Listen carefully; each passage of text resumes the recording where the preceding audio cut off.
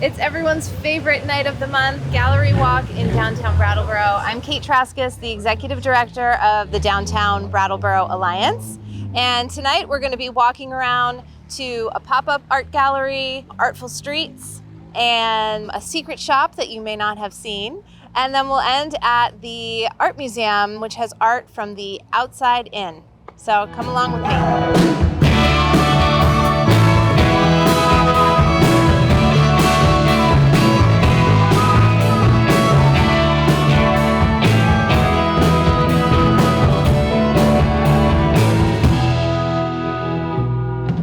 We're popping up at Gallery Walk with Ricky McEachran. He is displaying some amazing artwork tonight that is all for sale. And Ricky, tell us a little bit about what you're up to. Sure. So the name of the show is Fabris Fenestrae, which is the Latin term for windows for the workers. And this is artwork that's supposed to be viewed from the standpoint of someone who is working, whether you are commuting to work, commuting from work, or you're in a work environment and you're experiencing something beautiful. We associate work with drudgery, but oftentimes we have a coworker, there's absolutely a beautiful personality and makes us smile. And I think there's a lot of beauty to be found in the workplace. And that's what I wanted to express in these paintings. I went to the Iowa State Fair about 4 years ago, and I saw all these people who were working. They were working with their animals and their pigs and their cattle, and it was very serious business for them, but it was really beautiful. And when I started to paint the Iowa stuff, I realized this is a bigger story than just Iowa. This is the story of beauty found in work. Most of my paintings are from photographs that I take, and the photograph is the starting point. This particular one is a water tower in Hampton Beach, New Hampshire. And I think about this as someone just grabbed their Dunkin' Donuts coffee and they're driving to work, not looking forward to their job, and they see this beautiful shape, this water tower with this sunrise, and it's a little bit of beauty that they know they're going to at least have that day. So you can find out more at rickyartist.com, and the show is going to be here the entire month of August, and I will be here on the weekends, so Friday, Saturday, Sunday throughout August. Every gallery walk, we put together a group of artists and organizations that create stations. This month is Game On. And so, as you could see with Kate, they're doing it's called Exquisite Corpse. We are collectively building a creature, a mythical creature, at the River Gallery spot today. The first thing that you do is you roll a couple of dice. It'll tell you what features you're going to add to our creature. Then you're going to roll some more dice to tell you how many of those features you're going to add. And then with Posca markers, which are awesome, vibrant paint pens, you're going to come over here and add them to our creature. How fun! So we put it out in the window so that it'll catch people as they drive by and as they see it, to hopefully as people do their laps through town, they'll get to watch the progress as the creature turns into something magical. We have summer camp, 1 week session, and each week gets to create a mural. So it's a collaboration through all the artists and all the students that are here. And so these are most of our weeks of summer camp so far. We have 2 more murals that will get made. So once this is all done, I'm going to hang it right here so that it's part of the collaboration that we see on this back wall. We are doing a trivia game, and so the more questions you get right, the more colors you get to use and designs you can put on our beautiful rain barrel. And then we are going to raffle this off to people who sign up for our newsletter or come to this space, and hopefully people can use it in their houses, or maybe if they live in Brattleboro, they can catch some of the excess rain that we've been getting. We're really focused on stream health and waterway health. So if we can get less of that gray water into our streams, then they can be cleaner and healthier. So we are working with the Museum and Art Center in Brattleboro to paint a storm drain, and that is in the process. We just collected all the designs, so we will be painting a storm drain in the Harmony lot in downtown Brattleboro. So what is something that you think you can do to help the environment? Ride your bike instead of drive a car. That's great. So you have 1 point. They're up to 8 points, so I don't have to do all of them. Okay. So where do you think water that moves down our streets and in the sidewalks, where do you think it goes? I think it ends up in our streams and rivers. Yes, so with our storm drains, they go right out, especially here, right into the Connecticut River. So that's great. Name one waterway in Brattleboro. The West River, Yes. or the Connecticut River. Connecticut and West, that's 2, that's great.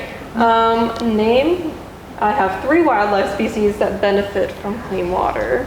They're getting trickier, as you notice. Oh, geez. Fish. Yep. If you don't have to spell the fish, here you go. I wish Erin was here. One of us is a fisher person, angler, not me. I don't know lots of fish species. Okay, fish. What else benefits? Humans from clean water. Yes. We're nature. Or nature. And plants. Yes, lots of plants. We need aquatic plants, but also trees.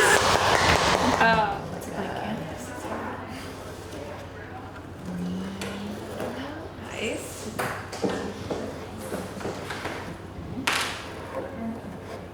Nice, awesome. This is great. So yeah, and it also helps, point that the rainwater's going to come in here, and then we can get it out there. Next month, our theme is for Artful Streets, Technicolor Town, and we will have, backed by popular demand, the Tunnel of Technicolor Transformation.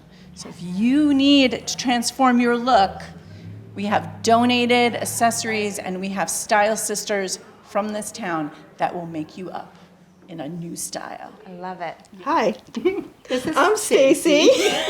I'm Lori. Pretty things for your home from different sources, handmade, upcycled, vintage, things you wouldn't find in a regular store. This is an artist, I believe she's in New York. She does these watercolor paintings and they go on tea towels. Watercolor paintings on tea towels. Yeah, this is Betsy Olmsted. She does the cutest tea towels I think we've ever seen. Just miscellaneous little, whatever people seem to like and buy when they're in here, we go ahead and add more. Yeah, like these little felted sushi. You can find them from noon to 5-ish. Thank you. That's it. Perfect. Friday, Saturday, Sunday. Hi, my name is Michael Townsend. I'm here with Leah Smith, and we are tape artists. So we draw on buildings with tape for a living, and the museum invited us to come and work on this building.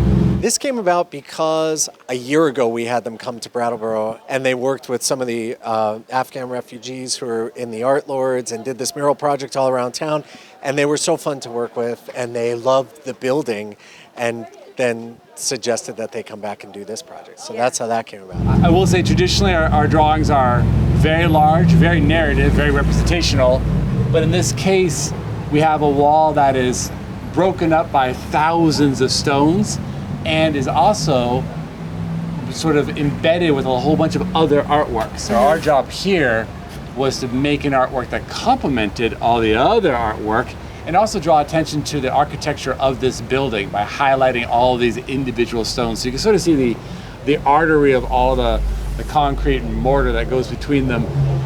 This project will be in 2 phases. This is phase 1. Okay. And 2 weeks later we'll return and do something equally compulsive over this drawing, and that will be up for another week, and then it will all be removed at the end of the month. So Wow. you'll have a blue museum for 1 month.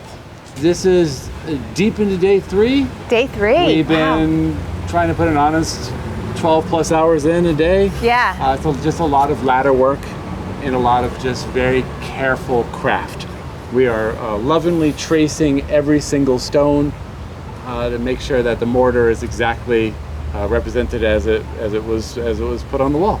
Michael has been taping for 30 years. I've been taping for around 12. We have a crew of different people who over the years have joined us because we just love drawing with friends, so we never draw alone.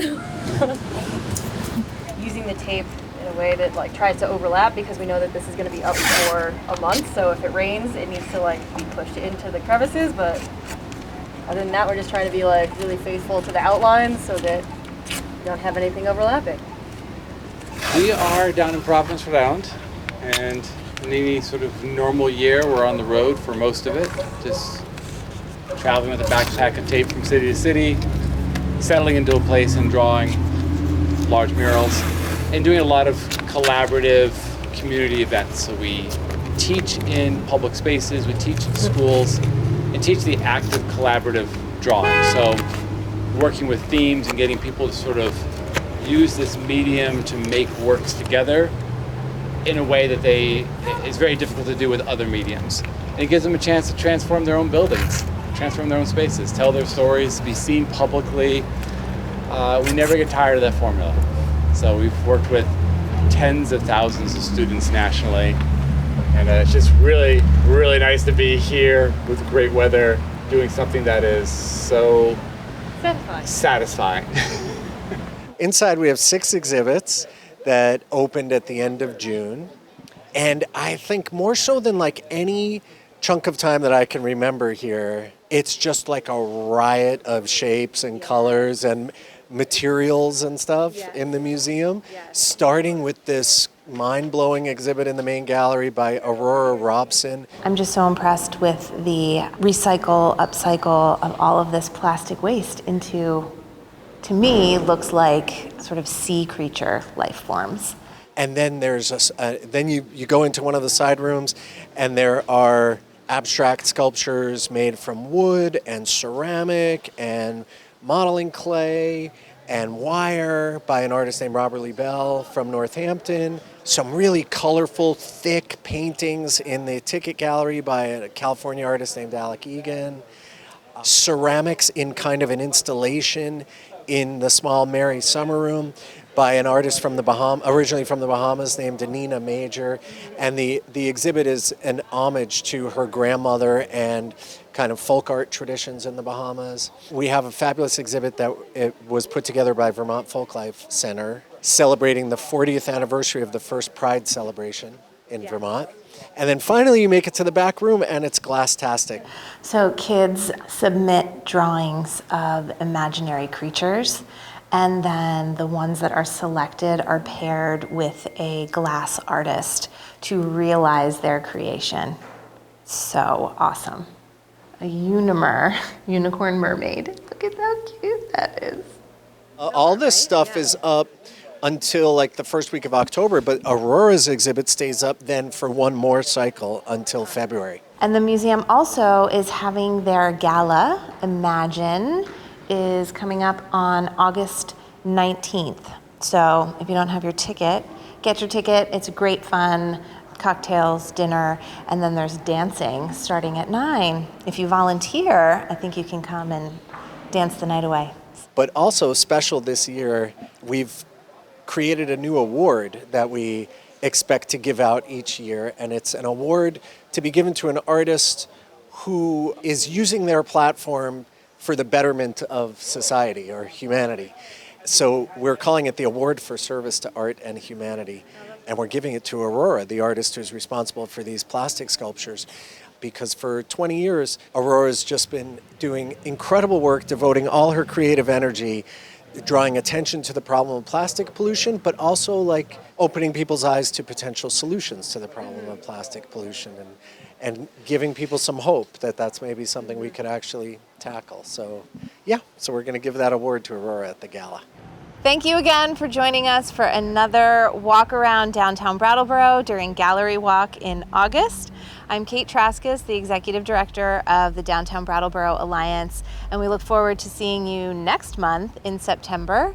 It's a great place to be. We want you to come down and be in Brattleboro, visit our shops, visit our restaurants, visit the art. Really, you make it all possible. And thank you to our sponsors. We couldn't do it without you.